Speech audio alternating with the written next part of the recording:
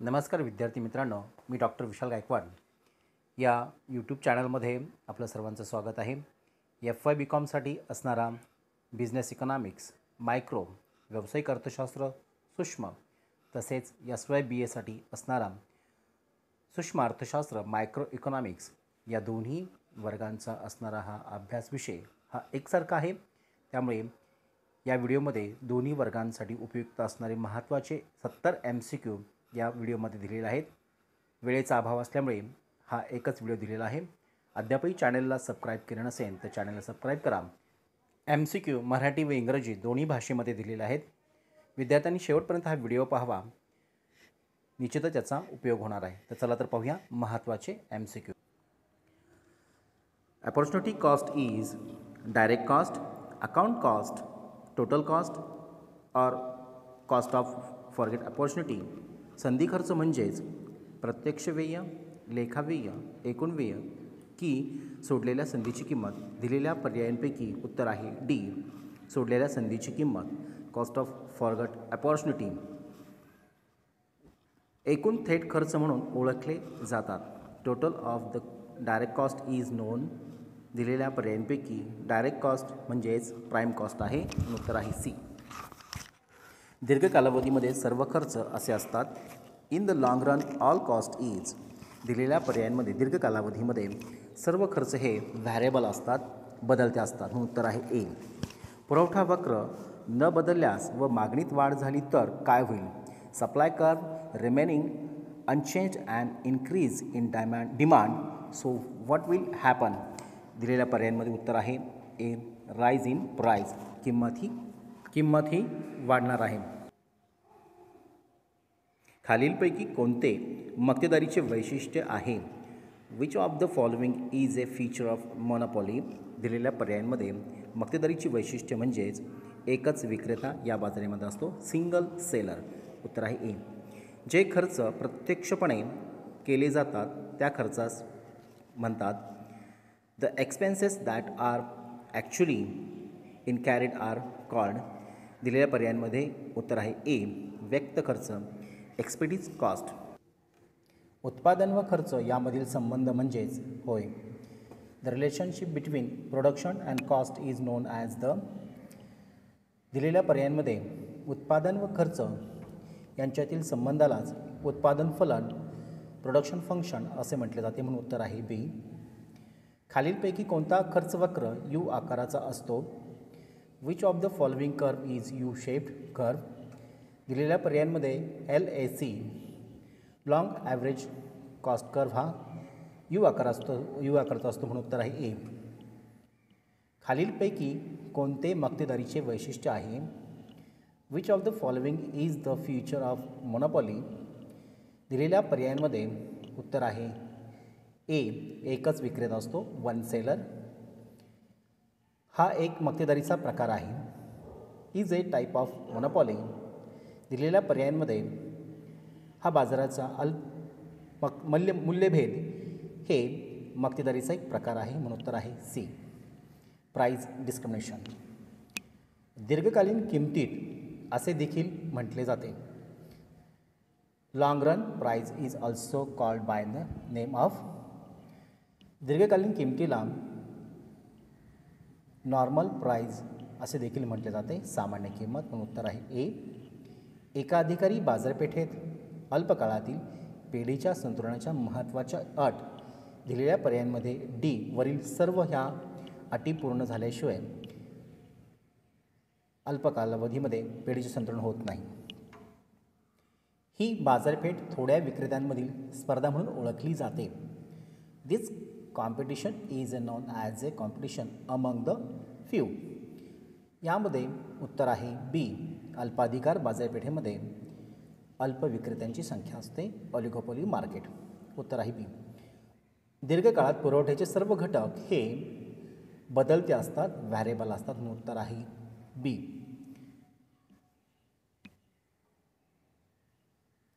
ज्या बाजारात फक्त दोनच उत्पादक असतात त्या बाजाराला असे म्हणतात. A market that has only two producers is called market.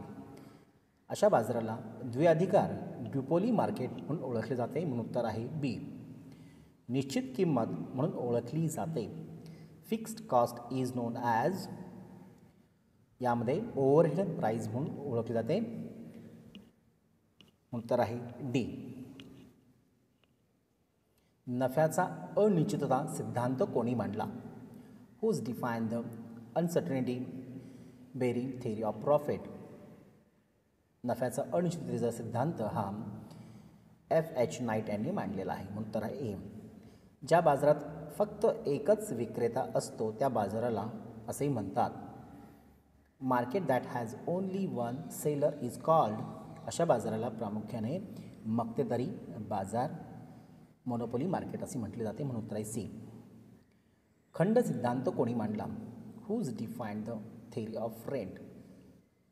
खंडाचा सिद्धांत हा डेव्हिड रिकार्डो यांनी मांडलेला आहे म्हणून उत्तर आहे ए.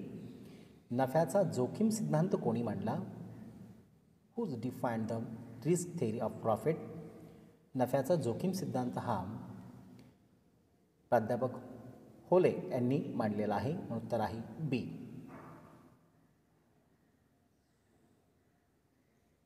अमर्त्य सेन यांना अर्थशास्त्राचे नोबेल केव्हा मिळाले? Wien did the Amartya Sen win the Nobel prize in economics? उत्तर आहे सी. 1998 मिळालेला आहे आणि 1999ला भारत सरकारने त्यांना भारतरत्न पुरस्कार दिलेला आहे. कल्याणकारी अर्थशास्त्र म्हणजे होय. कल्याणकारी अर्थशास्त्र म्हणजेच सामाजिक कल्याणाचे शास्त्र होय म्हणून उत्तर आहे A. Social. The theory of welfare हा ग्रंथ कोणी लिहिला? हा ग्रंथ AC पिगू यांनी लिहिलेला आहे. उत्तर आहे ए. जेव्हा MC = ATC तेव्हा ATC असते. When MC = ATC then ATC is.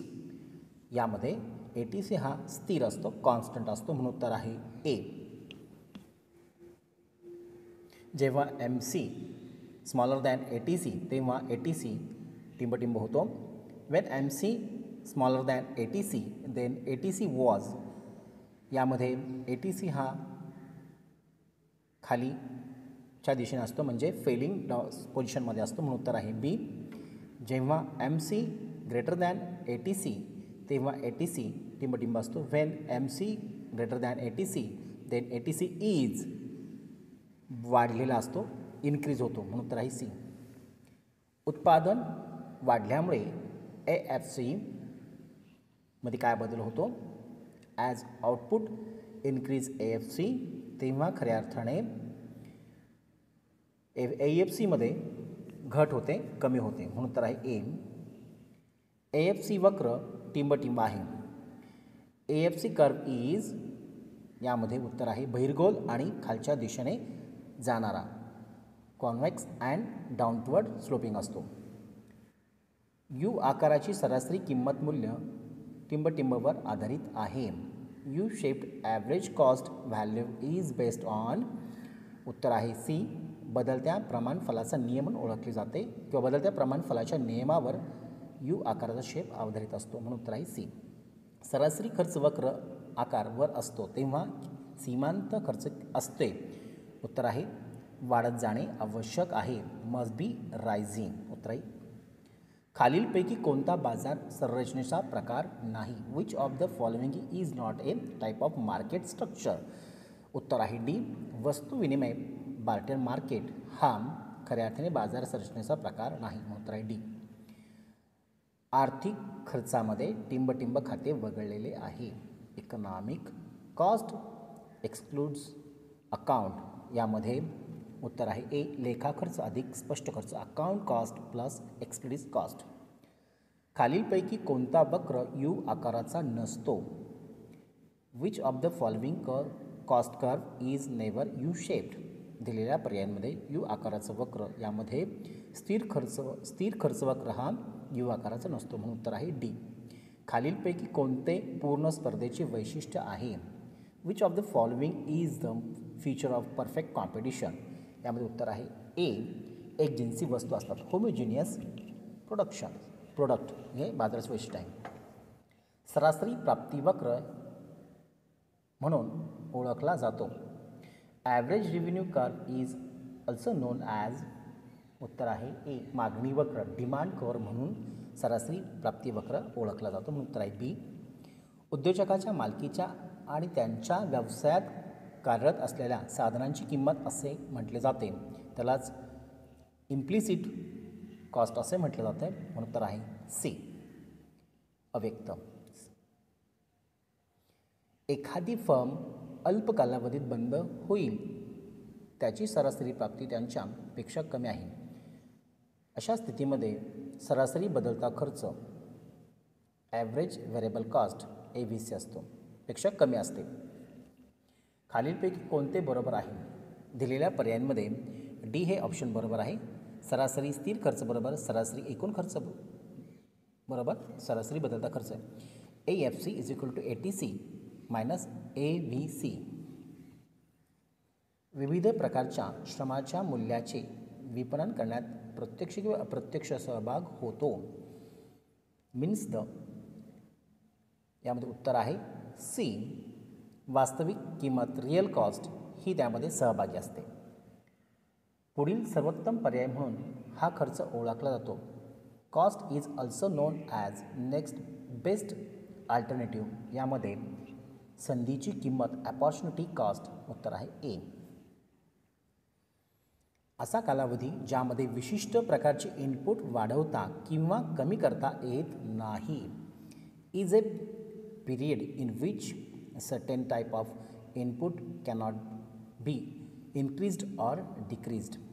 यामध्ये उत्तर आहे अल्प कालावधी. अल्प कालावधीमध्ये उत्पादन घटकामध्ये वाढ किंवा घट करता येत नाही, उत्तर आहे. उत्पादनाच्या अतिरिक्त युनिटच्या निर्मितीसाठी लागणारा अतिरिक्त खर्च म्हणजेच सीमांत होय, म्हणजे मार्जिनल. असा दीर्घकालीन खर्च वक्र ज्याला असे म्हणतात. Long run cost curve also non as.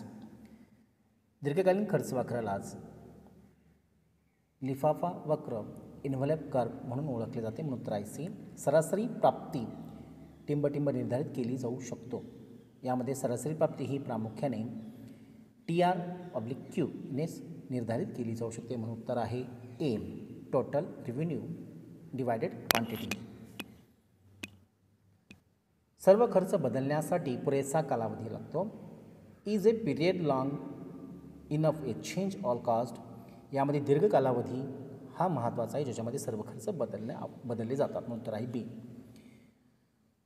खर्चाचे वर्गीकरण किती प्रकारे केली जाऊ शकते? खर्चाचे in how many ways cost classification can be done. यामध्ये उत्तर आहे ए, 3 प्रकारामध्ये.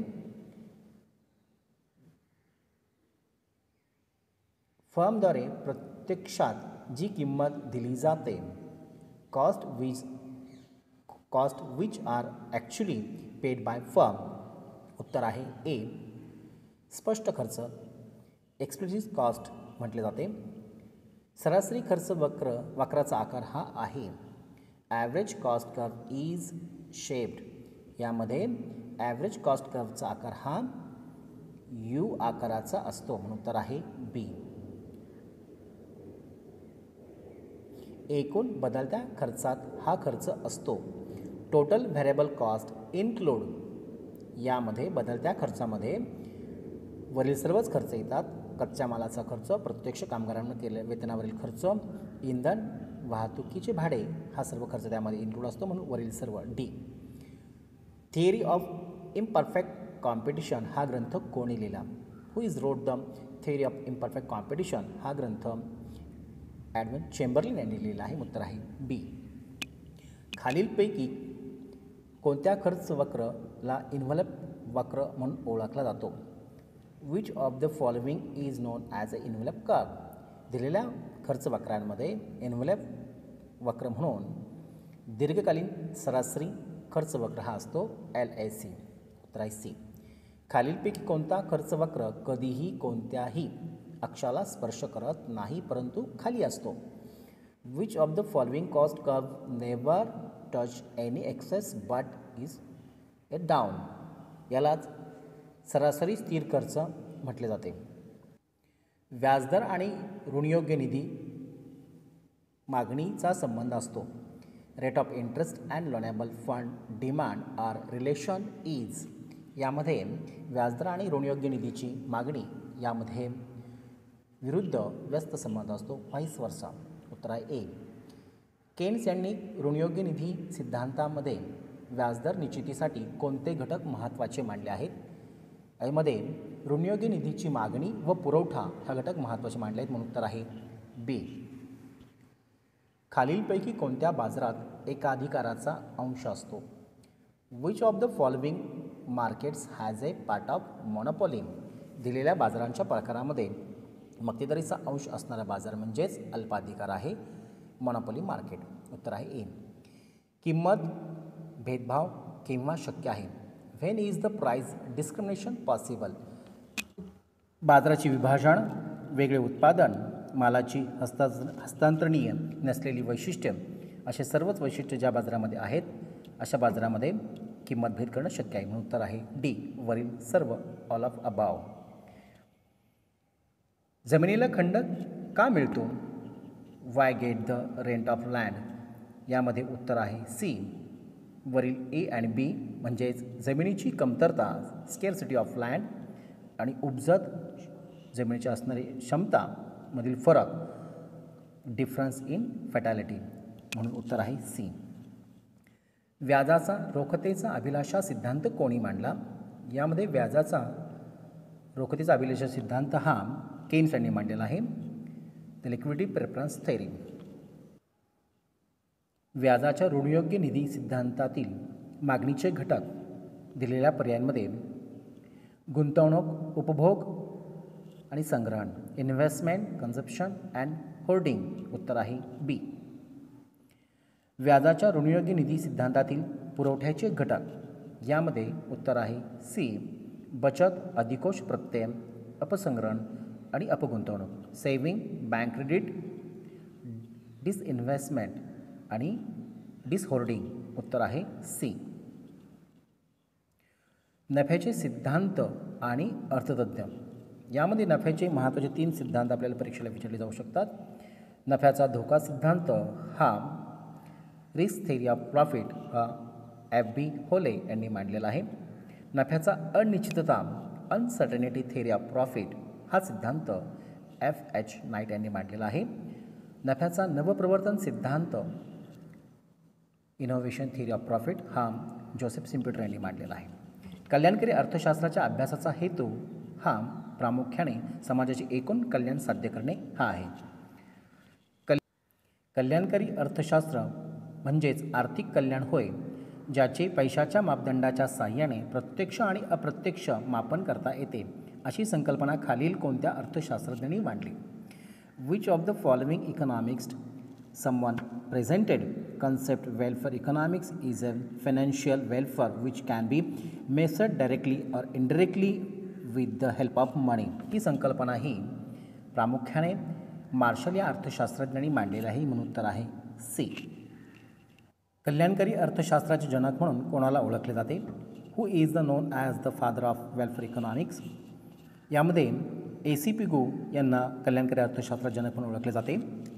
अमर्त्य सेन यांनी सामाजिक कल्याणाचा कोणता सिद्धांत मांडला? Which theory of social welfare did Amartya Sen presented.